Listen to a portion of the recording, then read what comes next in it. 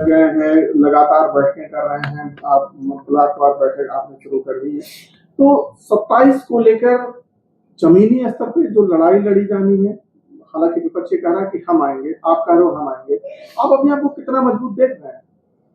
देखिए, विपक्ष को अवसर था 5 साल 5 बार सपा की सरकार थी, 4 बार बसपा की सरकार थी, लंबे समय तक कांग्रेस की सरकार थी। इन लोगों ने पिछड़ों दलितों के लिए काम किया होगा। इन लोगों के लिए एक जहर घूम रहा पीछे पीछे, वो सामाजिक न्याय समिति का रिपोर्ट कि 23% पे लेदरमैन का कब्जा हो गया, 27% पर मिल्कमैन का कब्जा हो गया। तो ये अदरमैन कहाँ जाएंगे? तो ये अदरमैन लोगों का है कि नहीं, मोदी की योगी के साथ रहना। रही बात, आपने देखा होगा कि गोरखपुर में 22 मार्च को एक डूबीनाथ पार्क में हम लोगों का एक निशादरा जयंती पर एक बड़ा चेतना समारोह है कि लोग चैतन्य हो जाएं, राजनीतिक हो जाएं और संवैधानिक अधिकार, एक महारैली हो रही है डूबीनाथ में।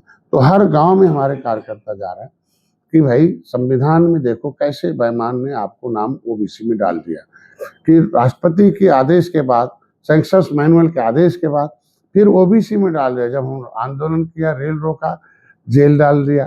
फिर हम लोगों ने आंदोलन और बड़ा किया तो उन्होंने 31 दिसंबर 2016 को राज्यपाल ने कह दिया अब निषाद मंडला केवट मल्ला नहीं है, पिछड़ी न खाए खिचड़ी, अनुसूचित के हकदार। तो 9% ओबीसी से काटा जाए और एससी में 9% जोड़ दिया जाए। ये इसके लिए हुआ कि हम लोगों का इसको लेकर गांव-गांव लोग, हमारे लोग जा रहे हैं। और ये मोदी हैं तो मुमकिन है मोदी ही करेंगे, वो भी करेंगे।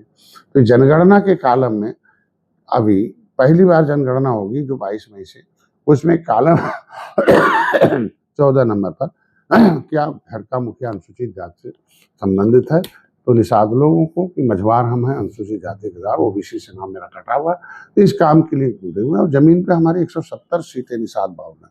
और उसमें अभी तो मैं शुरुआत में आपने देखा 2017 में, 2018 में, 2000, अब तो लंबा समय हो गया, इतने कार्यकर्ता हो गए हैं कि हर गांव में वो बैठे हुए हैं और हर गांव में ऐतिहासिक कार्यक्रम करेंगे और लगभग हम फिर से एनडीए की सरकार बनेगी। मतलब 150 सीटों पे आप दावा? 170 सीटों पर दावा नहीं है, जीत का दावा है। हम एनडीए और दोनों मिलकर जीत का दावा है। और उसमें से जितनी भारतीय जनता पार्टी का कभी कैंडिडेट न जीता हो वो हम लोगों को दे दे, हम उसे जीत में बदल लेंगे। क्योंकि हमने 16 सीटें जो मिली थी उसमें 11 हारी ली थी और उसमें 9 जीत कर मैंने दिया था। और तो 3 थे वो 2,500-3 हजार वोट से आ रहे थे और मैंने 5 उनके से। तो अभी हम चाहते हैं कि इस 170 सीटों में जितना भी हारी हुई भाजपा की सीटें वो हम लोगों को दे दें, उसको हम जीत में बदल देते हैं और पुरानी सीटें। किल्लत को लेकर एक तरीके से अब सियासत शुरू हो गया है, लेकिन वहीं हापुड़ में आज एक कथित समाजवादी पार्टी के नेता के घर करीब 55 सिलेंडर मिले हैं और वहीं समाजवादी पार्टी के राष्ट्रीय अध्यक्ष लगातार शांति को लेकर हमलावर हैं। इसी को कहते हैं दोहरा चरित्र, और ये दोहरे चरित्र वाले नेता हैं। और जब तक मैं बता रहा हूँ इनके समय कितनी किल्लत थी, तो रेगुलर किल्लत होती थी कांग्रेस सपा बसपा के समय।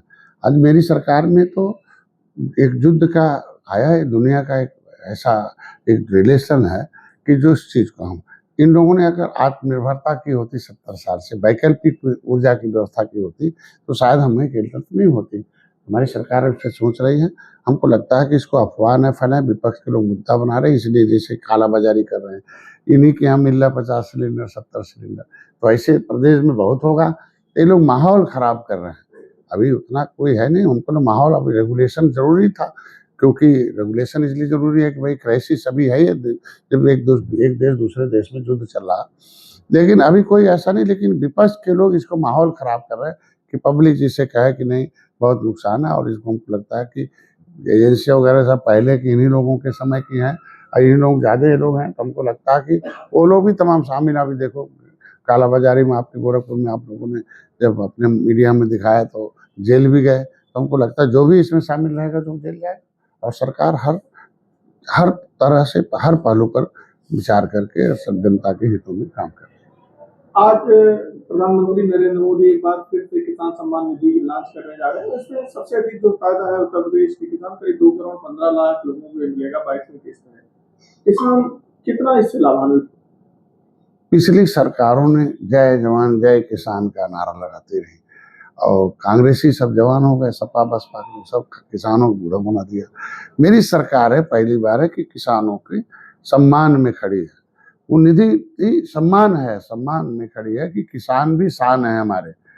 जिसका शान न हो उसको किसान कहते थे पहले, लेकिन अभी हमारी सरकार कहती है ये किसान है, इनका शान है ये देश के, इनकी आय दुगनी हो, इनको इनके हर तरह से जो भी आवश्यकताएं पूरी। तो आज सम्मान निधि के साथ साथ उन्हें हम ज्ञान भी दे रहे हैं, हम कृषि के क्षेत्र में अनुसंधान भी दे रहे हैं, हम अनुदान भी दे रहे हैं, उनको हम व्यवस्था भी दे रहे हैं कि उनका जो आय है और जो उत्पादन है वो बढ़े और आय के स्रोत भी बढ़े और आधुनिकीकरण हो परंपरागत। तो मैं तो प्रधानमंत्री जी को धन्यवाद दूंगा और देश की जनता को धन्यवाद दूंगा कि उन्होंने एक ऐसी प्रधानमंत्री को चुना जो उनके लिए उनके हितों में कदम चला रहा है। आज किसान उत्तर प्रदेश में हम लोग निवास करते हैं और सबसे अधिक कृषि प्रधान देश है और हम आज कृषि में बहुत दूसरे प्रदेशों की अपेक्षा हम बहुत कुछ उत्पादन में हम आगे हैं। इसलिए हम उत्तर प्रदेश के सभी किसानों को धन्यवाद दूंगा कि उसका लाभ उठाएं। आप मिशन